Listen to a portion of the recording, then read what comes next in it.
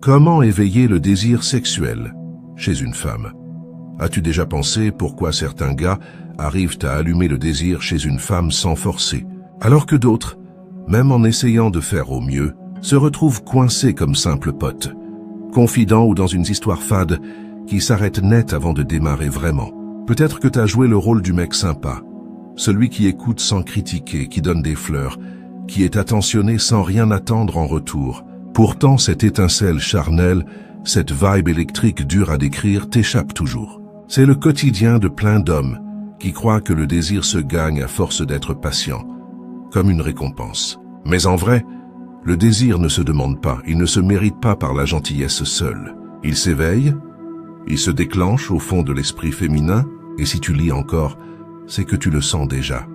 Il y a un secret enfoui, une vérité qui va bien au-delà des conseils amoureux banals ou des trucs de croissance perso superficielle. Le désir sexuel, ce feu primal, ne s'allume pas avec des mots tendres, de l'obéissance ou des compliments à répétition.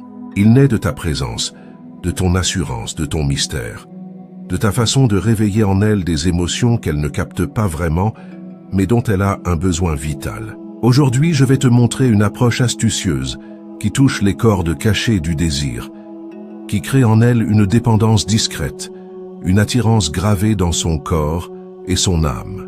Ce n'est pas des astuces de drague bon marché, ni de la manipulation tordue, mais une compréhension réelle de comment fonctionne l'esprit féminin. Des déclencheurs invisibles, des leviers psychologiques qui, si tu les utilises avec précision, te permettront d'éveiller et de garder un désir qu'elle ne pourra pas ignorer. Machiavel, ce maître du pouvoir et de l'influence, l'a dit avec une clarté qui coupe. Les hommes sont si simples et si attachés à leurs besoins immédiats que celui qui veut influencer trouvera toujours quelqu'un à influencer. On n'influence personne ici, mais on comprend ses besoins. Et dans le monde du désir, ces besoins sont plus basiques, plus bruts, plus forts que ce que la société moderne accepte de dire. Écoute bien, si tu arrêtes là, tu resteras comme les autres. Le mec qui donne, qui attend, et dont le désir passe inaperçu. Mais si tu continues, tu vas découvrir l'autre face du jeu. Tu vas entrer dans la tête de celui qui ne supplie pas, qui ne cherche pas l'accord, mais qui allume un feu, qui marque sans même toucher. Si ton but est de faire partie de ce petit pourcent qui capte ce système, alors prépare-toi, car après ça, elle ne te verra plus pareil. Il était une fois un homme, pas le plus beau, pas le plus riche, pas même celui avec le corps le plus parfait.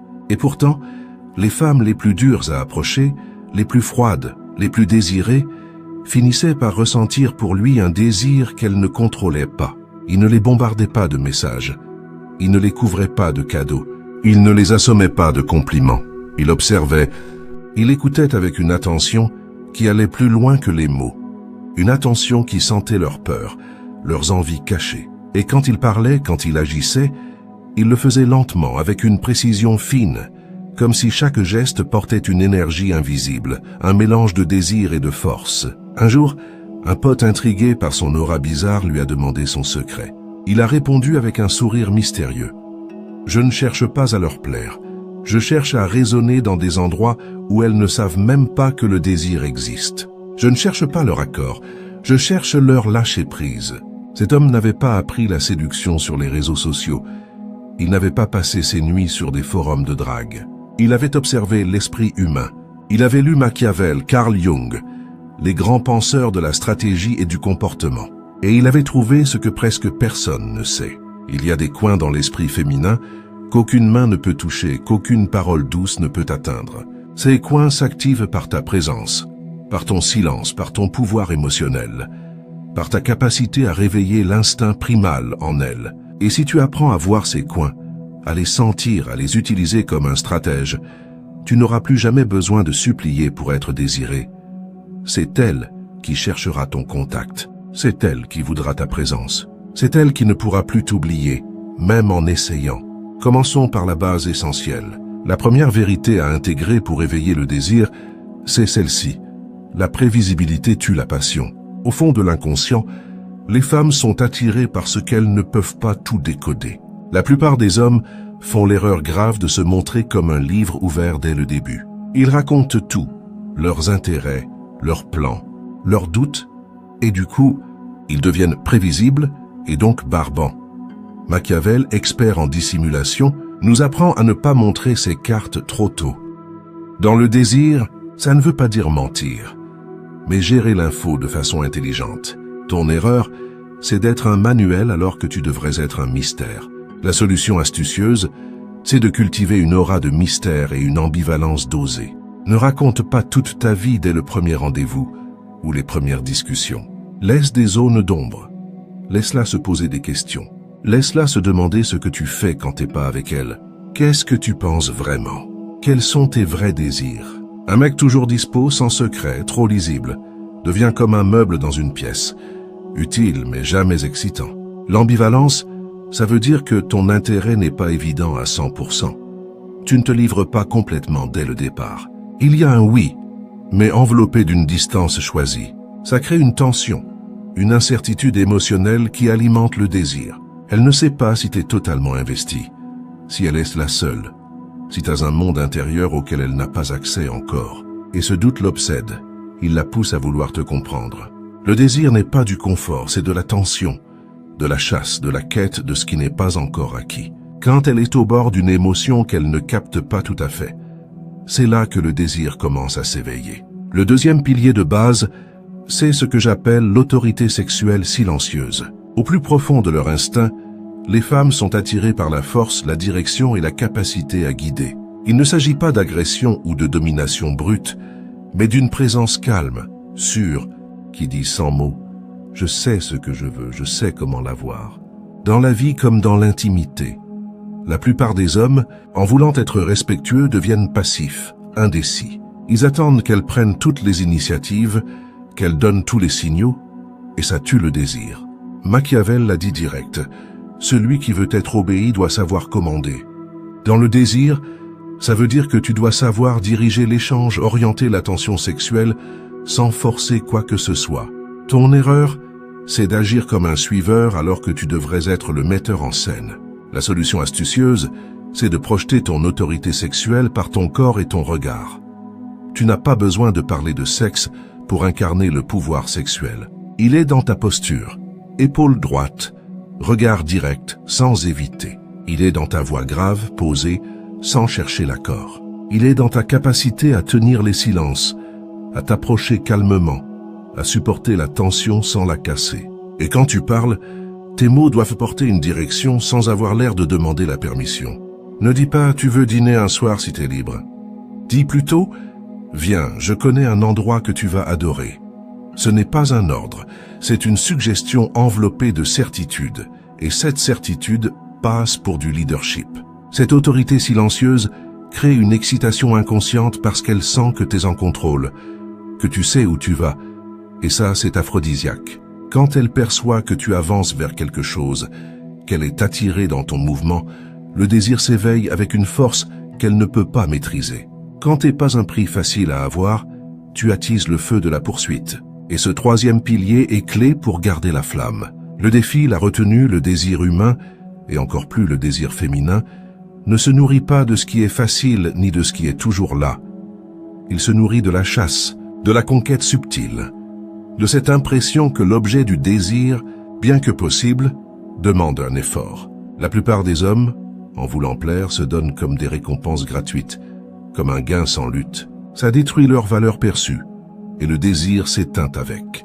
Machiavel nous l'avait déjà dit, une générosité mal gérée mène au mépris. Alors, qu'est-ce que tu fais? Tu te présentes comme un cadeau, alors que tu devrais être un défi sublime. La solution astucieuse est simple mais puissante. Ne te donne jamais entièrement. Ne sois jamais un livre totalement ouvert, surtout pas sur le plan sexuel. Il ne s'agit pas de devenir froid ou distant. Il ne s'agit pas de jouer l'indifférence. Il s'agit de faire comprendre que ton désir n'est pas un buffet ouvert à tout le monde. Il s'agit de lui faire sentir que ton attention sexuelle se mérite, qu'elle demande un investissement émotionnel, mental, énergétique. Ce n'est pas une question de la priver d'intimité, c'est de faire de cette intimité un sommet, le point culminant d'une tension qui s'est construite. Pas une transaction automatique. Quand elle flirte, ne plonge pas tout de suite. Réponds avec une intensité mesurée. Un regard, une phrase à double sens, quelque chose qui suggère plus que ça ne montre. Laisse le désir monter. Si elle cherche ton approbation, ne la donne pas direct. Laisse-la gagner par son implication, par son effort, parce que la retenue crée l'attention, et l'attention est le sol fertile du vrai désir. Quand elle sent qu'elle ne t'a pas encore totalement conquis, quand elle sent qu'il y a encore en toi une zone d'ombre, un désir pas tout révélé, une intensité encore endormie, alors sa propre passion grandit. Le cerveau humain devient obsédé par ce qu'il n'a pas encore, par ce qui semble presque à portée de main mais pas tout à fait. Alors, fais de ton désir une chose qu'elle doit réveiller, pas une chose que tu offres d'avance. Fais qu'elle sente qu'elle doit appuyer sur le bon bouton en toi pour l'activer. Elle n'oubliera jamais ce qu'elle a dû mériter. Jamais. Et maintenant, il est temps de parler du pilier le plus sous-estimé, mais peut-être le plus fort, celui que très peu d'hommes maîtrisent, la projection du fantasme, parce que, vois-tu, le désir sexuel repose rarement sur la réalité. Il repose sur ce que l'esprit imagine, sur les rêves inavoués, sur les pulsions secrètes que même elle ne veut pas admettre. La plupart des hommes restent en surface. Ils flirtent avec ce qui est acceptable en société. Ils parlent de ce qu'on peut dire, pas de ce qu'elle ressent vraiment. Mais Carl Jung, avec sa théorie de l'inconscient collectif, des ombres, des archétypes, nous l'a montré. Il y a des désirs primitifs qui échappent à la logique. Tu veux toucher ces désirs?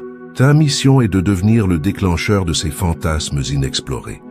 Pas en étant vulgaire, pas en parlant de sexe direct, mais en devenant cette présence qui suggère plus qu'elle ne dit. Ce regard qui insinue un monde qu'elle n'a jamais osé découvrir. Cette énergie tranquille qui laisse entendre « Je peux te faire vivre quelque chose que t'as encore jamais ressenti ». Comprends une chose simple.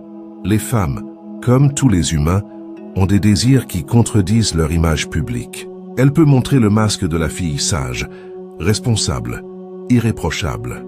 Mais dans son esprit, dans le silence de sa solitude, elle fantasme parfois sur un homme plus sombre, plus dominant, plus imprévisible. Elle rêve d'être emportée, soumise aux frissons de l'inconnu. Tu n'as pas besoin d'être dangereux. Tu as seulement besoin de projeter que tu pourrais l'être et de choisir de ne pas l'être avec elle. C'est cette tension entre ton potentiel et ta retenue, entre ton pouvoir et ta douceur, qui crée une obsession. Parle le langage de la suggestion. Utilise des thèmes, des doubles sens. Accompagne-les d'un sourire énigmatique. Ne propose pas le sexe, propose l'ambiance. Une tension sexuelle que seul toi sais créer.